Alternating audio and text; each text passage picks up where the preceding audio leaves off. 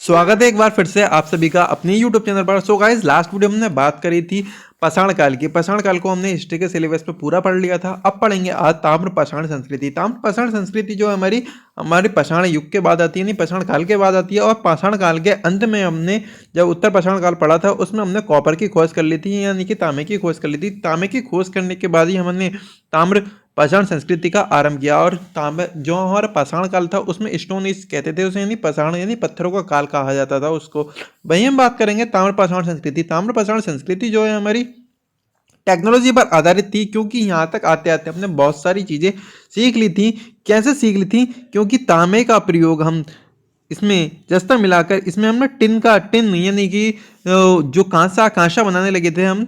Copper में जस्ता मिलाकर हम कांसा बनाने लगे थे। इसके बाद इसमें टाइम पीरियड इसका जो था थोड़ा सा चेंज हुआ। थोड़ा सा चेंज क्या हुआ, हड़प्पा संस्कृति जो 3 भागों में बट गई, तीनों भागों में विस्तार किया गया। और इसी प्रकार से विस्तार किया गया कि हड़प्पा को प्री हड़प्पा, ड्यूरिंग हड़प्पा नहीं, हड़प्पा कालीन संस्कृति यानी पोस्ट हड़प्पा नहीं, उत्तर हड़प्पा संस्कृति जो विकसित हुई, इसमें अलग अलग तरीके से विकसित हुई। इन तरीकों को समझने के लिए हमें आगे देखना पड़ेगा। आगे जो हमारा ताम्र पाषाणी संस्कृति का केंद्र जो हमारा गंगा यमुना का दोआब माना जाती है। ताम्र पाषाणी संस्कृति का केंद्र आपसे पूछ ले तो आपको ध्यान रखना है कि गंगा यमुना का दोआब माना जाता है। गंगा यमुना का दोआब यानी गंगा यमुना के बीच का स्थान जो है हमारा यूपी के अंतर्गत जो हमारा ताम्र पाषाणी संस्कृति का केंद्र माना जाता है। और दूसरा क्वेश्चन जो सबसे इंपॉर्टेंट क्वेश्चन बनता है, सबसे बड़ी ताम्र नदी जो है हमारे गंगोरिया एमपी से मिलती है। इस चीज को ध्यान रखना है, बहुत ही इंपॉर्टेंट क्वेश्चन है। इसके बाद नेक्स्ट क्वेश्चन है तांबे की जो मानव आकृति मूर्ति है वो हमारे मुरादाबाद, जहां पर हम रहते हैं मुरादाबाद यूपी में मिली है। मुरादाबाद जो हमारा यूपी में पड़ता है, तांबे की मानव आकृति मूर्ति मिली है। वहीं एक नेक्स्ट क्वेश्चन जो इंपॉर्टेंट क्वेश्चन बनता है कि प्राचीनतम ताम्र पाषाणी संस्कृति, बहुत ही इंपॉर्टेंट क्वेश्चन है। प्राचीनतम ताम्र पाषाणी संस्कृति जो मिलती है हमारी कैथा से मिलती है।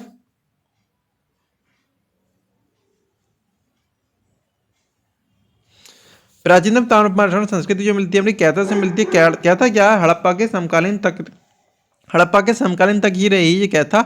बाद में ये चेंज हो गई, बाद में मतलब कि परिवर्तन हो गया। प्राचीनतम ताम्र पाषाण संस्कृति की बात पूछे आपसे तो आपको बताना है कि ताम्र पाषाण संस्कृति जो हमारी कैथा में रही। इसके बाद एक इंपॉर्टेंट क्वेश्चन आपको इस सीरीज में मिलेगा। इसमें जो मिलेगा महत्वपूर्ण संस्कृतियां आपकी 4 मानी जाती हैं। कैथा संस्कृति, आहड़ या बनास संस्कृति, मालवा संस्कृति और जोरवी संस्कृति। ये चारों संस्कृति बहुत ही ज़्यादा इंपॉर्टेंस रखती हैं अपने लिए, क्योंकि कैथा संस्कृति का जो समय रहा वो रहा 2800 BC से 2000 BC तक। वहीं आहड़ या बनास संस्कृति का जो टाइम पीरियड रहा वो 2100 से लेकर 1600 BC तक रहा।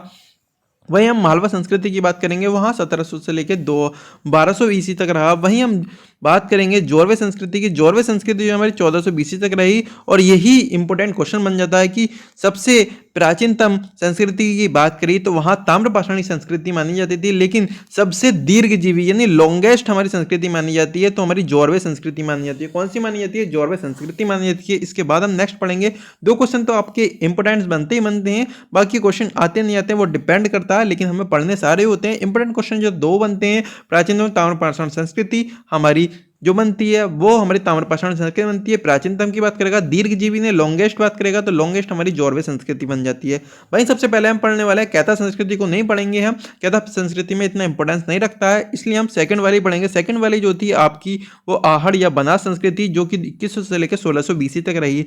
आहड़ या बनास संस्कृति में कुछ इंपॉर्टेंस स्थल रहे हैं, उन चीज़ों को भी पढ़ेंगे। सबसे पहले आहड़ या बनास संस्कृति जो हमारी गणेश्वर यानी जोधपुर संस्कृति भी कहलाती है। और ये जो संस्कृति हमारी 2 नदी के किनारे पाई जाती है, आहड़ नदी और बनास नदी के किनारे पाई जाती है। और इसमें इंपॉर्टेंट स्थल जो है हमारे हमारे साउथ ईस्टर्न राजस्थान यानी कि दक्षिण पूर्वी राजस्थान माना जाता है। महत्वपूर्ण स्थल की बात करेंगे तो इसमें महत्वपूर्ण स्थल जो है हमारे आहड़, बनास, गिलुंद और बालाथल और मरमी, ये हमारे 4-5 स्थल जो इंपॉर्टेंस है। इन स्थलों के बारे में जो इंपॉर्टेंस जानकारी हमें मिलती है उसके बारे में हम आपको बताएंगे।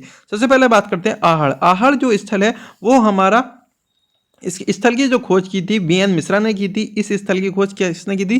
BN मिश्रा ने की थी। आहड़ या आहर जो स्थल है यहाँ पर कुछ भी हमारा पाषाण यानी पत्थरों का कुछ भी नहीं मिला है, पत्थरों का कोई उपकरण नहीं मिला है। और इसकी आहड़ का जो स्थल है ना, राजस्थान में तो हमारा पूरी जो संस्कृति है हमारी आहड़ या बनास संस्कृति वो हमारी है तो दक्षिण पूर्वी राजस्थान में, लेकिन दक्षिण पूर्वी राजस्थान में आहड़ संस्कृति की बात करेंगे, आहड़ वाले स्तर की बात करेंगे तो ये उदयपुर में पड़ता है, उदयपुर राजस्थान में पड़ता है।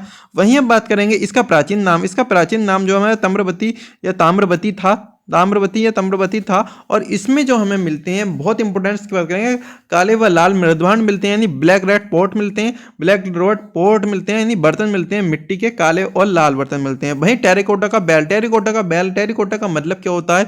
टेरिकोटा का मतलब होता है मिट्टी के बर्तन, मिट्टी के बर्तन वो वाले बर्तन जो आग में पकाए जाते होते हैं, तो उन्हें टेरिकोटा बोलते हैं। टेरिकोटा उन्हीं को बोलते हैं जो आग में पकाए जाते हैं। और ये हमें कहाँ से मिला है? जो टेरिकोटा का बैल मिला है वो आहड़ या आहार स्थान से मिला है। सबसे पहली बात तो ये होती है।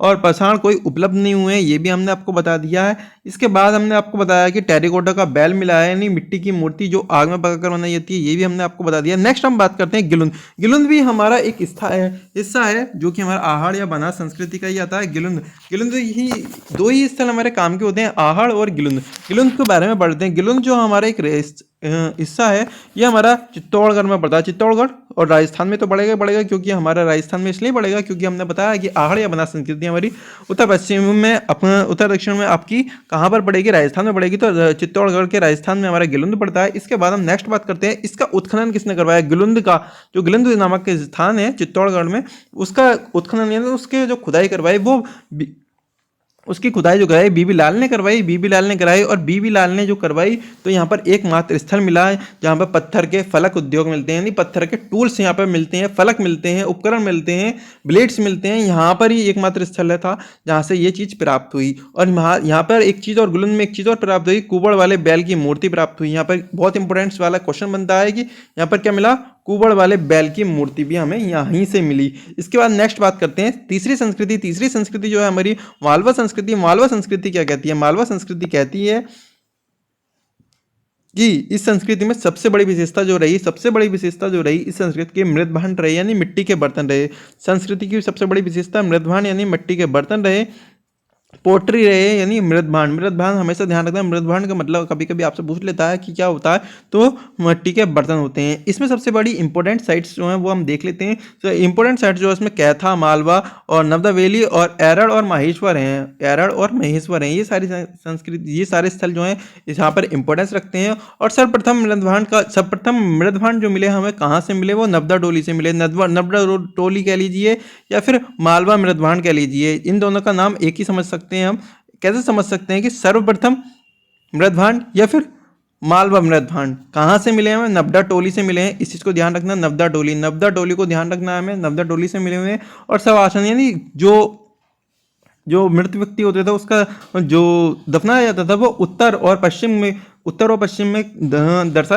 दफनाया जाता था। भाई बात करेंगे कैथा और कैथा उज्जैन के काली सिंध नदी के किनारे पाया जाता है। कैथा और कैथा स्थान कहाँ पाया जाता है? उज्जैन के काली सिंध नदी के किनारे पाया जाता है। और इसकी खोज जो की थी BS वाकड़ करने की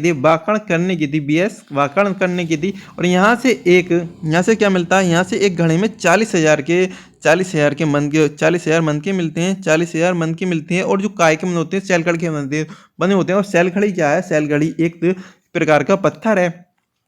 और तांबे की बनी 2 कुल्हाड़ियाँ भी यहीं से मिली हैं। कहाँ से मिली हैं? कैथा से मिली हैं। तांबे की बनी 2 कुल्हाड़ियाँ भी यहीं से मिलती हैं। ठीक है, इसके बाद बात करेंगे नर्मदा डोली जो नर्मदा नदी घाटी के किनारे है। नर्मदा डोली कहाँ पर है? नर्मदा नदी घाटी के किनारे है। और इसकी खोज जो की थी हमारी एच डी संकालिया ने की थी। और नर्मदा डोली जो है अनाज का सबसे बड़ा क्या भंडार गृह है? नर्मदा डोली जो अनाज का सबसे बड़ा भंडार गृह है। और वहीं बात करेंगे इसकी खोज जो की थी HD संकालिया ने की थी। वहीं बात करेंगे जौरवे संस्कृति की। जौरवे संस्कृति जो है हमारी बहुत इंपॉर्टेंट और सबसे लास्ट संस्कृति हमारी यही बचती है ताम्रपाषाणी कालिक सभ्यता में। तो ताम्रपाषाणी जो सभ्यता हमारी उसमें जौरवे संस्कृति आती है। जौरवे संस्कृति जो हमारी महाराष्ट्र में पाई जाती है। और महाराष्ट्र में जो पाई जाती है इसके खोजकर्ता की बहुत इंपॉर्टेंस रखते हैं। खोजकर्ता जो थे MN देशपांडे थे। कौन थे? MN देशपांडे। वहीं इंपॉर्टेंट साइट की बात करेंगे। इसमें जो इंपॉर्टेंट साइट हैं 2 मिलती हैं आपको, दैमाबाद और इनामगांव।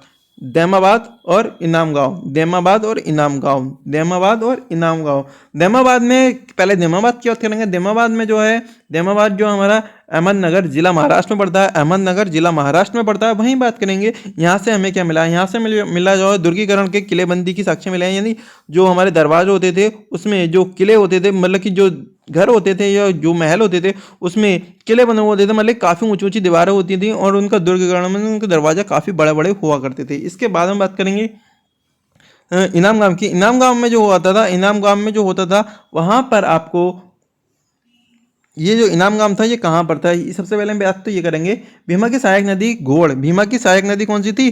घोड़ थी। और इसके किनारे पर स्थित था ये इनाम गांव। इनाम गांव यहाँ पर स्थित था और यहाँ पर जो सबको दफनाया जाता था, सबको जो दफनाया जाता था यानी बच्चे के सबको दफनाया जाता था वो घड़े में दफनाया जाता था। और ये जो उत्तर दक्षिण दिशा में दफनाया जाता है यानी कलश में दफनाया जाता था बच्चे के। कलश समाधान भी इसी कहते थे ना। कलश समाधान का इंपॉर्टेंट क्वेश्चन यहीं से बनेगा, एक क्वेश्चन बनेगा तो इनाम गांव से, यानी कलश समाधान में कलश में रखा जाता था बच्चे को। कोई बच्चा छोटा बच्चा है उसको कलश में रख के दफनाया जाता था, नहीं सब का अवधान किया जाता था, है ना। और बच्चे को दफनाने के लिए इसी का प्रयोग किया जाता था, कलश का।